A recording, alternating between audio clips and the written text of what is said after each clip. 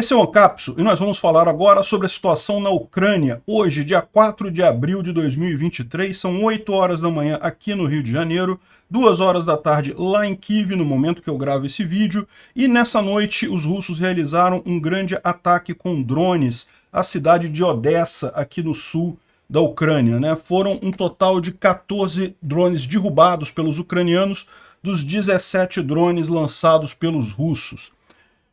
Os 3 que sobraram, pelo menos um deles atingiu alguma coisa de infraestrutura. Os ucranianos disseram que não houve fatalidades, não houve feridos, mas houve esse ataque. Segundo alguns bloggers militares russos, esse ataque seria para frustrar, para tentar impedir uma ofensiva ucraniana que estaria se iniciando neste momento. Mas isso não faz sentido. Odessa, só se fosse uma ofensiva via o mar, né, um desembarque anfíbio, alguma coisa assim, ou talvez tentando atingir algum aeroporto, uma base da Força Aérea. Enfim, não sabemos ainda o que está acontecendo por ali. Os ucranianos responderam atacando a base de lançamento dos drones aqui em Armiansk, na Crimeia. E não se sabe como foi feito esse ataque às bases de drones, se foi com HIMARS ou com drones ucranianos também. Na verdade, os rumores de uma ofensiva ucraniana iminente já se estão em todo o fronte aqui. Em vários bloggers militares russos, os soldados estão dizendo que estão em prontidão de combate, esperando uma ofensiva ucraniana a qualquer momento. Porém, eu acho que isso não é verdade, isso não vai acontecer. Simplesmente porque a previsão de chuva, tem chovido bastante lá nesse momento, e a previsão de chuva nos próximos 10 dias é muito grande. Ou seja, a época da lama está se estendendo um pouco mais do que o esperado. Esse ano, o mais provável é que os ucranianos esperem passar esses 10 dias de chuva que vem aí pela frente antes de começar qualquer coisa. Seria errado começar agora sabendo que a chuva vai piorar daqui para frente, né? Em Marinka, porém, aqui na região de Donetsk, próxima à cidade de Donetsk, os ucranianos estão na ofensiva. Eles retomaram várias trincheiras ali na região e avançaram já quase 1 quilômetro por ali. Em Avdiivka e Bakhmut, a situação segue inalterada. Segundo a informação dos ucranianos lá em Bakhmut, esses são os dias mais críticos da guerra em Bakhmut em todo esse período. Os russos estão indo com tudo para tentar tomar a cidade, né? Andaram avançando alguma coisa, mas nada muito significativo. Bakhmut continua nas mãos dos ucranianos. E bom, o Brasil, infelizmente, como eu avisei que aconteceria, está se alinhando muito mais à Rússia agora com Lula do que estava com Bolsonaro. Bolsonaro errou, é verdade. Eu critiquei Bolsonaro aqui todas as vezes que ele fez a merda de ficar em cima do muro ou de apoiar abertamente a Rússia, mas como eu avisei aqui também, o Lula seria muito pior nesse sentido, né? O Celso Amorim acabou de fazer uma viagem secreta para a Rússia e o Lavrov deve vir agora aqui para o Brasil, e o Lula anunciou um grande anúncio quando ele estiver lá na China, que provavelmente tem a ver com o Belt and Road Initiative, né? Ou seja, o Brasil novamente se alinhando a ditaduras, a países ditatoriais, comunistas, socialistas, a liberdade e a ética ficando para trás, né? Bolsonaro errou e eu critiquei ele, mas Lula, como eu falei, está sendo muito pior nessa guerra. Vamos falar sobre esses e outros assuntos em detalhes. Essas notícias foram sugeridas por Tiro Dinossauro da Coleira, vários aliens e várias outras pessoas. Obrigado aí ao pessoal que sugeriu a notícia. Obrigado a você que está assistindo o nosso vídeo. Se você gosta do nosso conteúdo, por favor, deixe o seu like e se inscreva aqui no canal, né? Pois bem, na madrugada de ontem para hoje, né, já no dia de hoje, dia 4 de abril, às 3 horas da madrugada, a Rússia lançou um ataque contra, particularmente a cidade de Odessa. Eles falam toda a Ucrânia aqui, mas foi particularmente Odessa dessa vez.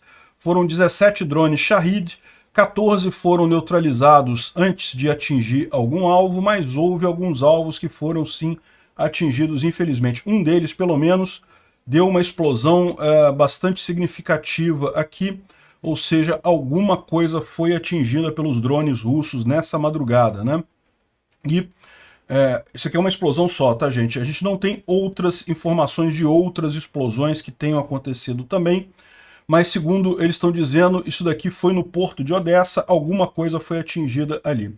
O mais curioso dessa história é que existem rumores aqui, segundo o Andreu Perpítua, né, que os russos atacaram Odessa essa noite como parte de um ataque preemptivo para enfraquecer as forças ucranianas que supostamente estão na iminência de uma ofensiva, né? Ou seja, segundo os russos, isso pode começar a qualquer momento.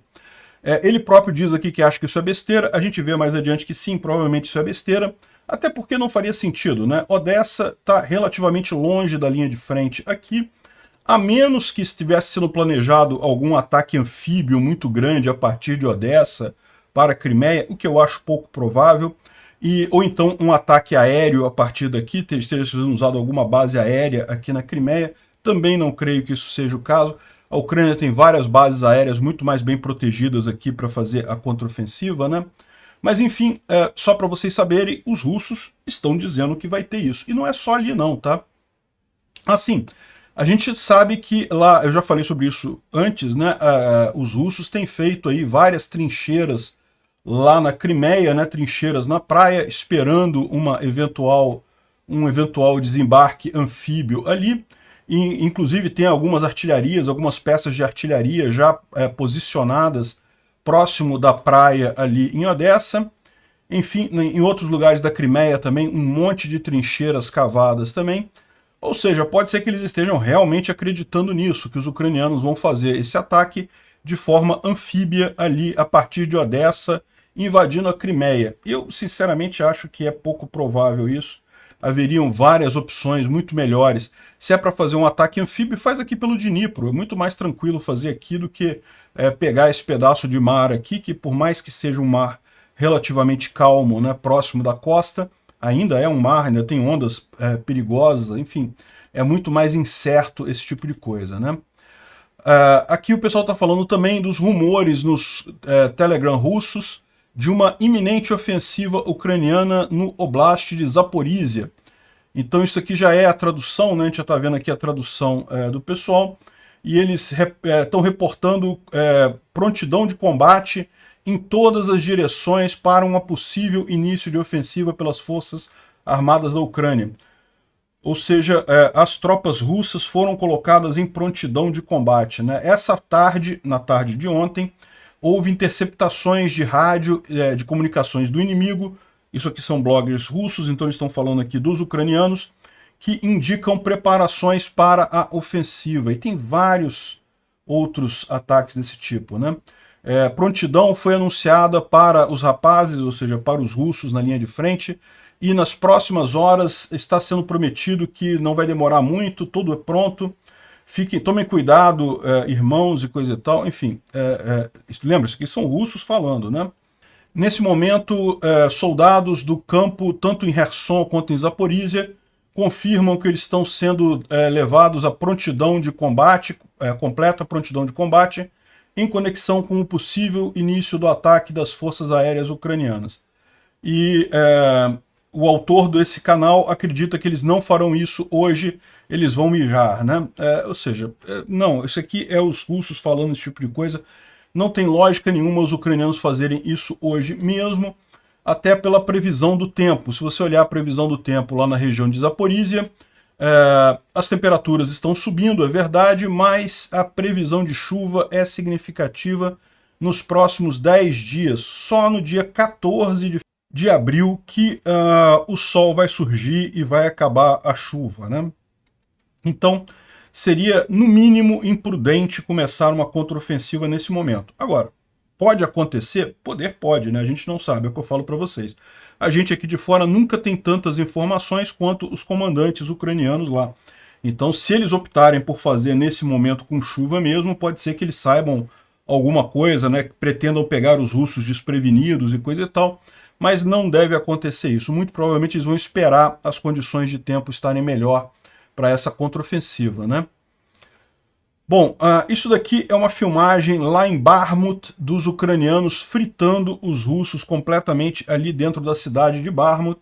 Isso aqui é aquele canhão que atira uma corda explosiva. Isso é usado para fazer o demining, né? Para tirar minas de uma região. Porque quando essa corda... Isso, na verdade, é um projétil que está puxando uma grande corda explosiva. E aí depois que ele cai, eles explodem essa corda inteira. Então, em toda aquela região ali, durante toda aquela linha ali, se tiver alguma mina ali, a mina vai explodir, né? Agora, embora esse equipamento seja feito para tirar minas, nada impede dele ser usado para anular um avanço do inimigo, né? E aparentemente foi nesse sentido que eles usaram lá em Bakhmut, justamente para retirar um avanço russo na região aqui do avião. Nessa região aqui, o avião fica nesse ponto aqui, né?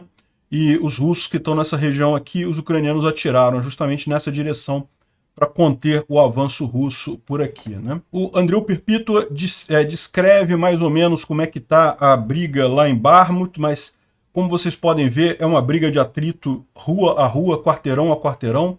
Ele diz aqui que a situação no centro da cidade é terrível, projéteis voam em todas as direções, balas, granadas, artilharias, bombas. Saber quem é amigo e quem é inimigo é difícil, muitas vezes impossível. Ou seja, é uma situação aterradora em que tudo parece estar querendo matar você, né? É aquele negócio, como tem várias patrulhas, tanto russas quanto ucranianas, rondando nessa região aqui central de Bakhmut, você fica nessa situação. Se alguém abre fogo contra você, será que é ucraniano atirando em ucraniano, russo atirando em russo, russo atirando em ucraniano, ucraniano atirando em russo? Enfim, qualquer possibilidade pode acontecer. Em seguida, ele descreve aqui cada uma das movimentações em cada rua que está acontecendo esses avanços russos ali. Os russos estão conseguindo avançar em alguns pontos, sim, em outros os ucranianos estão conseguindo parar esses avanços russos, mas sempre da forma como a gente falou. A ideia dos ucranianos é justamente deixar os russos avançarem para acabar causando muitos danos lá às tropas russas, né? Então continua o trabalho de atrito ali em Bakhmut, conforme ele está descrevendo aqui em vários detalhes aqui, né?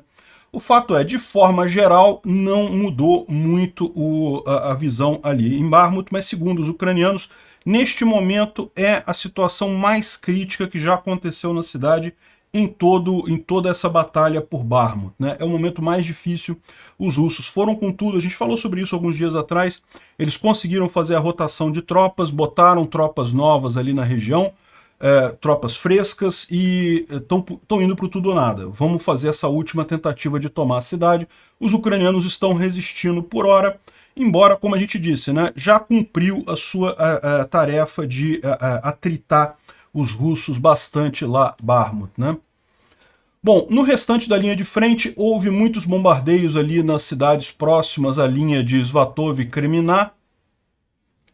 Então, várias cidades aqui foram bombardeadas pelos russos, mas tentativa de avanço mesmo houve aqui próximo a Kremina, no sul, ali na floresta ao sul, e também na região de Nevsky. Mas em nenhum lugar houve avanço de fato, só tentativa de avanço russo nessa região, né?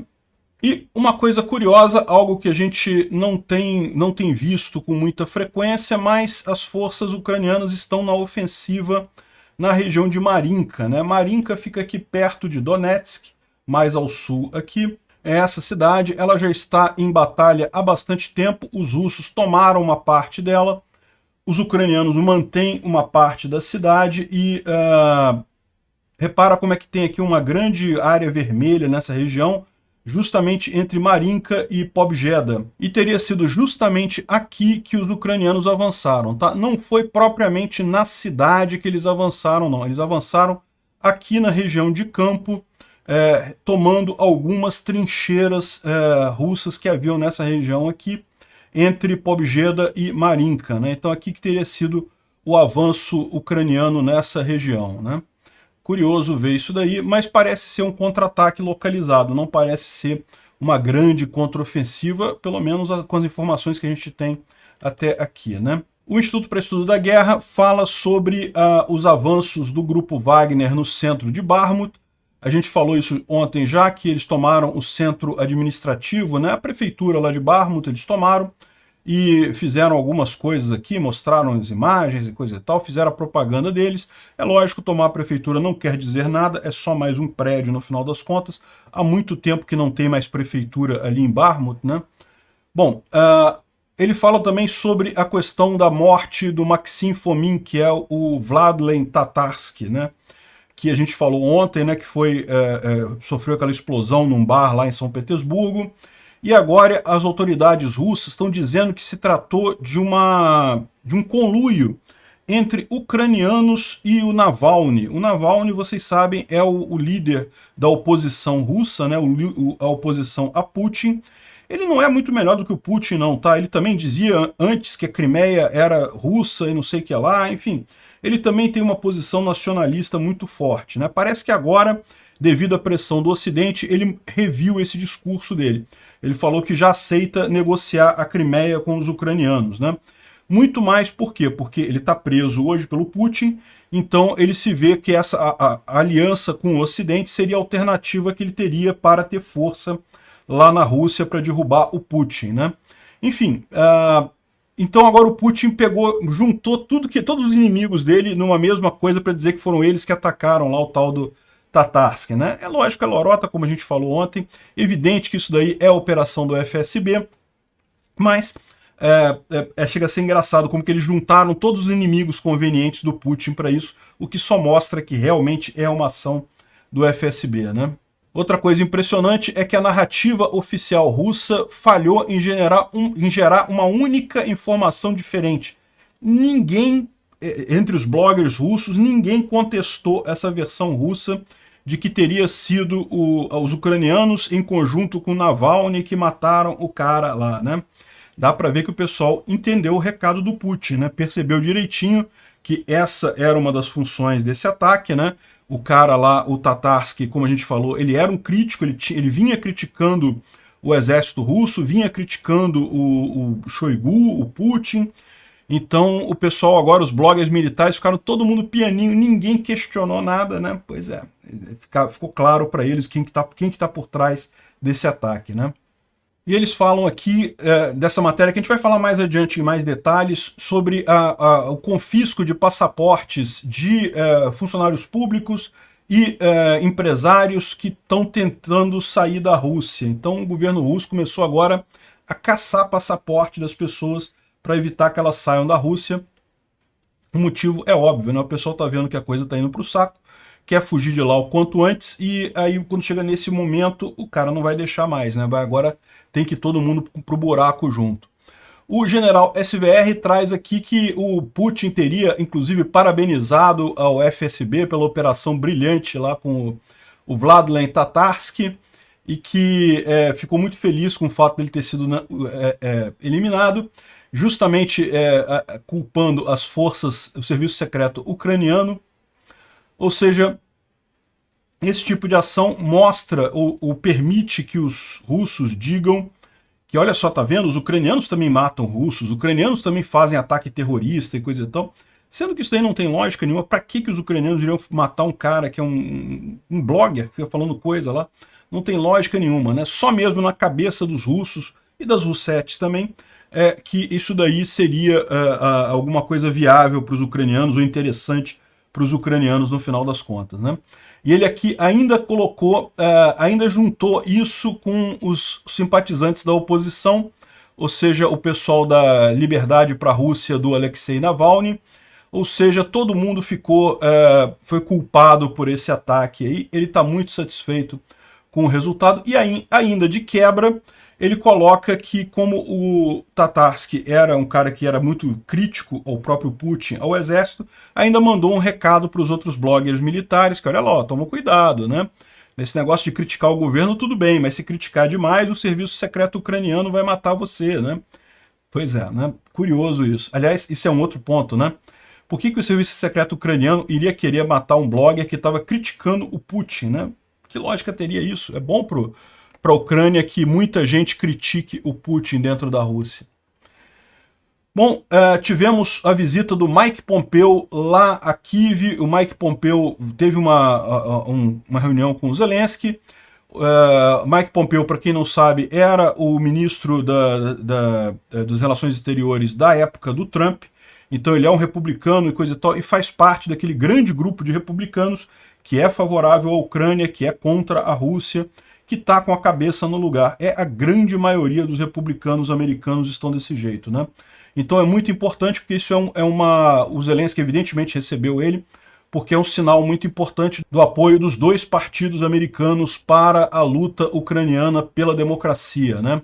Então, muito bacana esse gesto dos republicanos, dá para ver claramente que aquela retórica do Trump está ficando estranha, o Trump ficou calado muito tempo por essa guerra, mas aí que tá, a ânsia do Trump em criticar o Biden e de alguns republicanos também acabaram levando eles a elogiar o Putin. O que é uma coisa totalmente sem sentido isso. Esse pessoal tá embarcando num suicídio político no final das contas, né? E começa hoje aquele encontro que eu mencionei para vocês alguns dias atrás entre ministros de relações exteriores de vários países e da OTAN, em que eles vão desenvolver um programa de vários anos para apoio à Ucrânia, ou seja, vai ser traçado aqui não apenas o apoio a essa guerra, mas também o apoio após a guerra. Como é que os aliados, né, como é que o pessoal da OTAN vai fazer para manter a Ucrânia independente depois do final da guerra, seja lá qual for o resultado dela, né? Isso aqui é um encontro muito importante e vai no sentido que a gente já tinha mencionado, né? O Mike Ryan aqui, ele fala sobre esses apoios da OTAN à Ucrânia e ele faz uma observação interessante, né? Que isso está mudando o padrão de suporte nas últimas ajudas, né? A gente falou no início da semana, teve um apoio de 2,6 bilhões de dólares dos americanos em armamento para a Ucrânia, e parece que vai ter um outro essa semana ainda, mais apoio dos Estados Unidos para a Ucrânia. Agora, o que ele menciona aqui é como é que isso está mudando. Muito desses últimos apoios foram justamente objetos de engenharia, engenharia enquanto arma militar, né? A engenharia é justamente o pessoal que fica encarregado de fazer pontes e atravessar rios, enfim, fazer obras militares ali. Então, também tirar minas, né? Isso é uma preocupação. Os ucranianos sabem que os russos estão esperando uma ofensiva, então existe muito campo minado na frente dos ucranianos. Como é que eles vão fazer para passar por esses campos minados é uma grande questão aqui. E ele fala justamente isso, né? Que a perspectiva que está, a imagem que está surgindo desses últimos pacotes de apoio da OTAN à Ucrânia é que essa ofensiva que vai acontecer agora vai ser muito diferente das ofensivas anteriores, como foi lá em Kharkiv e em Kherson. Então, vamos ver como é que vai ser isso daí, né? Muito material diferente, não necessariamente material bélico, está sendo enviado lá para a Ucrânia justamente por essa situação. Bem interessante a thread dele sobre essas mudanças no apoio dos aliados à Ucrânia, né? E lógico, hoje, 4 de abril, é o aniversário da OTAN. Ela foi fundada em 1949, é a aliança militar mais poderosa e de maior sucesso na história da humanidade. Parabéns aí à OTAN pelos 74 anos, né? 74 anos de OTAN. E justamente a comemoração hoje é a entrada da Finlândia na OTAN.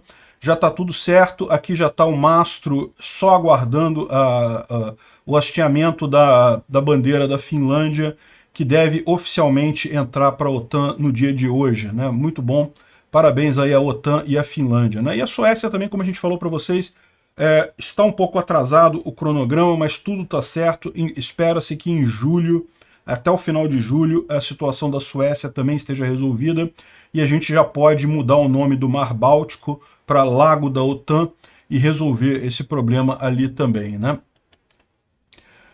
Bom, um outro problema de religião que está acontecendo dessa vez na Rússia e dessa vez entre cristãos e muçulmanos, tá? Lembra, a gente falou sobre, alguns dias atrás, né, a gente tem falado aqui sobre as brigas entre cristãos ortodoxos na Ucrânia. Na verdade, não é briga entre cristãos ortodoxos. O que você tem ali são os religiosos ligados ao patriarcado de Moscou que estão sendo expulsos da Ucrânia, substituídos pelo patriarcado de Kiev, né, o patriarcado da Ucrânia, né? A situação lá na Rússia parece que é um pouco mais séria. Houve um grande protesto lá de russos, justamente contra a construção de uma mesquita. Seria a maior mesquita da Rússia, que estaria para ser construída nessa localidade aqui, ó, nesse lago que é, segundo os católicos, é um lago sagrado cristão, tem uma capela cristã aqui, e a mesquita vai ser muito maior do que essa capela cristã nesse lago, e parece que... como é que é o nome do lago? Parece que é Lago Sagrado, Holy Lake, é o nome que eles estão dando para esse lago. Eu confesso para vocês que eu não entendo a geografia de Moscou com profundidade, aparentemente é essa a situação. Segundo esse rapaz está dizendo aqui, esse cara aqui é um cristão ortodoxo que está criticando essa construção da mesquita, né? E o que ele fala é que o que está acontecendo? Está havendo uma grande migração de muçulmanos para Moscou, e esses muçulmanos estão se reunindo justamente nessa região desse lago, e daí estão planejando, compraram já várias terras ali e já vão construir a mesquita, né? E ele acha isso um absurdo, porque não, isso aí é um lago sagrado, essa região aqui é sagrada para o cristianismo ortodoxo lá na Rússia, e essa igreja tem uma importância histórica, ela é pequenininha justamente porque ela é uma igreja muito histórica, existe há muitos séculos e coisa e tal.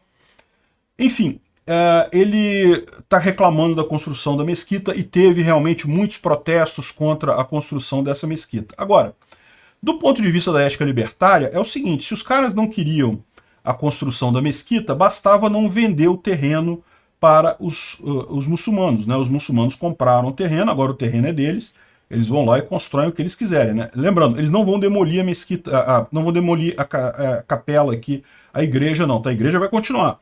Eles vão construir em algum outro terreno aqui do lado, aqui, uma mesquita. A preocupação dos cristãos é que parece que vai ser uma mesquita muito grande, uma mesquita para 600 mil muçulmanos ao mesmo tempo durante o momento da reza. Então seria 4 vezes maior que a Catedral de Moscou, né? Então, assim, seria realmente uma mesquita enorme. Isso não é incomum, existem muitas mesquitas grandes no mundo. Essa seria a maior mesquita lá da Rússia, enfim, e os católicos estão reclamando muito disso lá. E aí está gerando o protesto do outro lado também, né? Porque aqui estão, olha só, os Kadirovitas, vocês sabem, o pessoal da Chechênia é muçulmano, né? A Rússia, ela tem uma população muçulmana muito grande, tanto aqui na Chechênia quanto na região do Daguestão, né? O Daguestão inteiro é uma república muçulmana, né? São muçulmanos aqui. E daí o pessoal da Chechênia, que vocês sabem, estão lutando com muita intensidade lá na guerra da Ucrânia. E ele diz aqui, ó, nós queremos avisar a todo mundo, inclusive quem não é eslavo e quem não é muçulmano, aqueles que estão interferindo na construção da mesquita na cidade de Moscou, em nossa Rússia comum, né? Nós estamos na frente agora, e nós estamos vendo esses vídeos feitos por pessoas diferentes que não são muçulmanos reclamando da mesquita. Nós pedimos às autoridades da Federação Russa para iniciar investigação criminal contra essas pessoas que estão protestando contra a construção da mesquita, de forma que as outras pessoas entendam. Nós não importamos sobre essas questões multinacionais, mas esses que estão reclamando da mesquita deveriam estar na prisão ou então ser destruídos. Nós não estamos ameaçando vocês, estamos apenas avisando. Se vocês são contra a vontade de Deus, né, de Alá, nós vamos brigar com você. Nós não importamos contra quem estamos brigando. Nós vamos olhar para o outro lado agora, né? Esse é uma vez para fazer vocês reconsiderarem. Mas se tiver mais vídeos desse tipo, nós definitivamente vamos contra vocês. Allahu Akbar. Ou seja, o pessoal está criando um problema para eles lá, né? Os chechenos lá, o pessoal dos Kadirovitas, não estão satisfeitos. É lógico, esse cara aqui é um grupo, né, de Kadirovitas, de muçulmanos lutando lá na Ucrânia, mas não é o único não, tá? Esse aqui é outro grupo que está falando basicamente a mesma coisa, dizendo que, olha só, vocês devem respeitar os muçulmanos, né? Os muçulmanos estão lutando pela Rússia, coisa e tal. Vocês devem respeitar os muçulmanos. E, de fato, vamos combinar que nesse caso aqui, quem tem razão são os muçulmanos mesmo. Se eles compraram o terreno, se o terreno é deles, a propriedade privada é deles, eles constroem o que eles quiserem. Se os católicos, se os cristãos ortodoxos ali na região tinham muito interesse em manter aquela área do lago como sagrada, como apenas como coisa cristã, bastava eles terem comprado a propriedade dali das terras na região e não venderem para ninguém. Sempre se resolve com a propriedade privada esse tipo de conflito, né? Então, Está havendo essa grande briga aí entre muçulmanos e cristãos nessa região. E o curioso notar como, do outro lado, lá na Ucrânia, você tem uma liberdade, uma tolerância religiosa muito maior, né? Justamente o Putin, quando começa a tentar vender para o mundo essa ideia da Rússia como uma força conservadora, cristã e coisa e tal, que acaba gerando esse tipo de impacto, acaba gerando essa intolerância religiosa dentro da Rússia, né? Ou seja, os russos estavam criticando os ucranianos por intolerância religiosa, por expulsarem os espiãos vestidos de padre do patriarcado de Moscou, e agora eles estão com um caso bastante sério de intolerância religiosa lá na Rússia e que pode desandar em abandono das tropas chechenas lá na linha de frente, né? Seria lindo isso. A Rússia está confiscando os passaportes de funcionários públicos e executivos de estatais russas, empresários e um monte de gente lá na Rússia, justamente porque está temendo deserção em massa. O que está acontecendo na Rússia? Primeiro, a economia está indo muito mal. Então muita gente está considerando sair do país. Além disso, o Putin já falou que vai precisar fazer novas mobilizações. Por enquanto, ele está dizendo que vai ser uma mobilização voluntária, ou seja, que ninguém vai ser obrigado a ser chamado a ir para a linha de frente. Mas vocês sabem como são essas coisas, sempre funciona da mesma forma. Começa com uma mobilização voluntária, só que daí não atinge a cota necessária, e daí o pessoal começa a forçar a barra para mais gente se alistar, então todo mundo acaba ficando mais preocupado com isso. Está havendo já uma fuga de cérebros muito grande da Rússia, desde o início da guerra, na verdade, mas cada vez isso está acelerando. Então agora a Rússia partiu para medidas extremadas, no final das contas, de confiscar passaporte das pessoas, né? E eu aviso para o pessoal aqui do Brasil também, eu já estou preparando para sair daqui, porque isso aqui vai ficar um inferno com Lula. Tem que sair enquanto o Lula não começou ainda com um programa de reter passaporte, de proibir as pessoas de sair do Brasil, porque inevitavelmente esse momento chega em regimes comunistas, né? Enfim, é isso que está acontecendo lá na Rússia, muito triste. A Rússia está também tentando usar a imigração como uma arma contra a comunidade europeia, favorecendo a imigração de muçulmanos através de Kaliningrado. Aqui, ó, ela está querendo aumentar o número de voos do norte da África e do Oriente Médio para a comunidade europeia ali em Kaliningrado, né? Kaliningrado é essa região aqui da Rússia que fica entre a Lituânia e a Polônia. Então, e a partir daqui essas pessoas poderiam ir para outras regiões da Europa. A ideia dos russos é causar problemas de migração lá na Europa, né? Não sei se vai causar tanto problema assim, porque imigração via avião não tem um volume tão grande que chegue a causar problemas significativos, né? Mas certamente é um ponto complicado. A gente tem, de fato, na Europa, muitos partidos, muita gente que é contrária à imigração, né? Bom, isso aqui é só uma curiosidade, o caso da toupeira que invadiu uma trincheira ucraniana, né? E o pessoal tentando tirá-la da trincheira e ela volta para a trincheira. Isso daqui foi no dia 27 de março, foi o primeiro vídeo. Aí depois teve outro vídeo no dia 29 de março, é o mesmo castor ali, né? É o castor, na verdade, isso daí, né? Não é toupeira, é castor. O castor tentando invadir novamente, o pessoal tirando o castor. Eu ia dar a sugestão para o cara fazer uma sopinha, tá? A sopa resolve o problema rapidamente disso daí, mas enfim, o pessoal tenta tirar o castor. E aqui de novo, no dia 1º de abril, voltou o castor a invadir aqui a fronteira ucraniana. E daí, no final, os ucranianos desistiram. Parece que já está até na Wikipédia a batalha pela trincheira, né? Que foi entre as Forças Armadas da Ucrânia e o castor. E o ganho foi... os ucranianos perderam uma trincheira e o castor não perdeu nada no final das contas, né? Enfim, a curiosidade aí da briga do castor com a trincheira ucraniana.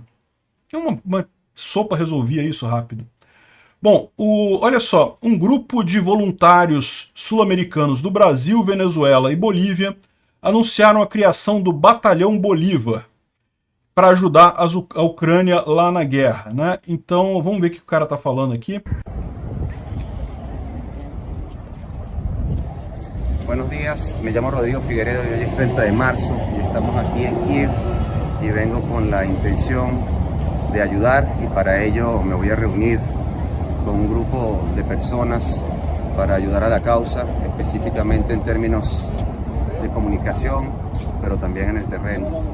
Estamos aquí con José David, mi compatriota. Buenos días, ¿cómo estás? Buenos días. Bienvenido. Gracias. Bienvenido, ¿cuáles son los chicos? Buenos días, Nandi, encantado. Bienvenido a Ucrania. Hola, Rodrigo. Mira cómo Hola. estamos hoy, España, Brasil y Japón. Exacto. ¿Qué te parece? Increíble. Ah. Y si lo entiendo bien, esto se llama el Batallón Bolívar, Sí, que se está creando. Enfim, tem ali um brasileiro, um japonês, um espanhol e um venezuelano criando esse batalhão Bolívar. O nome eu não gosto muito não, tá? Bolívar é o libertador da América Latina, de vários países de língua espanhola aqui na América Latina, é uma figura histórica importante, não tenha dúvida nenhuma, mas recentemente foi muito usado pelo Hugo Chávez justamente no seu projeto de poder, né? A ideia do Bolívar, aliás, a moeda da Venezuela se chama Bolívar, a ideia era fazer uma república bolivariana. Então, ultimamente, o nome do Bolívar tem sido muito usado pelo pessoal socialista aqui da América Latina. Eu fiquei preocupado com a escolha desse nome, né? Mas se o pessoal tá lá para ajudar e coisa e tal, eu não vejo problemas não. Muito bacana isso, né? Agora, você pode ter certeza que a Rússia está querendo justamente aumentar a parceria com as ditaduras da América Latina. Já tem uma parceria muito grande com a Venezuela e ele quer parcerias com Cuba e Nicarágua também. Ou seja, todas as ditaduras latino-americanas estão se aliando à Rússia, né? O motivo disso é óbvio. É aquele negócio, o interesse em ser anti-americano, o interesse em brigar com os Estados Unidos, muitas vezes por besteira, sem propósito nenhum, acaba jogando esse pessoal nos braços da Rússia, que é o lado errado. A gente não pode ter esse tipo de preconceito. Eu não estou dizendo que os Estados Unidos seja a perfeição e que eles não cometam erros e coisa e tal. O problema é que a gente tem que encarar essa coisa da forma honesta. A Rússia está errada nessa guerra. Ela invadiu um país que não tinha ameaçado ela em nada, não tinha absolutamente nada de errado ali. Eles invadiram a Ucrânia. Então não tem como separar isso daí. E se afastar dos Estados Unidos, se ligar desse lado errado da coisa, meu amigo, a gente está entrando para o lado errado da história. Não tem outra alternativa para isso daqui. E a preocupação é essa. O Amorim, que já foi chanceler brasileiro, é muito ligado ao Lula, Celso Amorim, ele foi à Rússia conversar com o Putin, com o Lavrov, voltou de lá dizendo que não há solução mágica para negociar a paz na Ucrânia e coisa e tal. Não estão totalmente fechadas as portas de uma negociação de paz na Rússia, mas que é uma situação complicada e coisa e tal. Enfim, olha só o que eu estou falando para vocês. O Bolsonaro foi na Rússia antes da guerra. Ninguém sabia se ia ter guerra ou não naquele momento, então não tem problema nenhum. É verdade, o Bolsonaro errou quando continuou apoiando o Putin, depois veio com aquele papo de fertilizante e coisa e tal. Foda-se fertilizante, fertilizante sujo de sangue faz mal, ninguém precisa de fertilizante russo.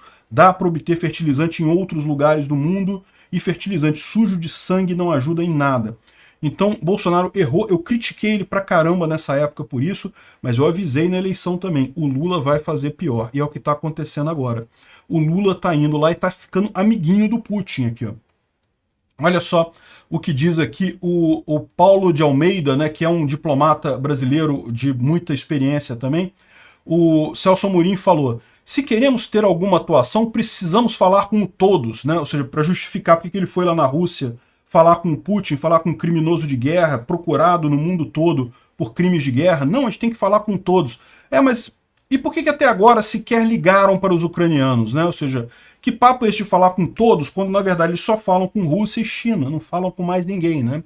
E outros que falaram aqui também, ó, ele ainda complementou aqui, ó. Desde Lula 1 até Dilma, o Brasil virou aliado imoral de Putin, sobretudo por causa dos BRICS. E agora, com o Lula 3, a postura não é nem de neutralidade, e sim de linha auxiliar do agressor. Nem se fala em guerra, mas em conflito, como se as partes fossem iguais. Ele está fazendo aqui a crítica que eu faço para vocês também. É um absurdo esse pessoal que fica tentando falar, não, porque é uma guerra, os dois lados, cada um tem razão, cada um tem um lado. Não, não é isso. Não tem igualdade aqui. A Rússia invadiu a Ucrânia. Um lado é o agressor, o outro lado é vítima. Não tem zona cinza aí, não tem questões a discutir, não tem nada disso.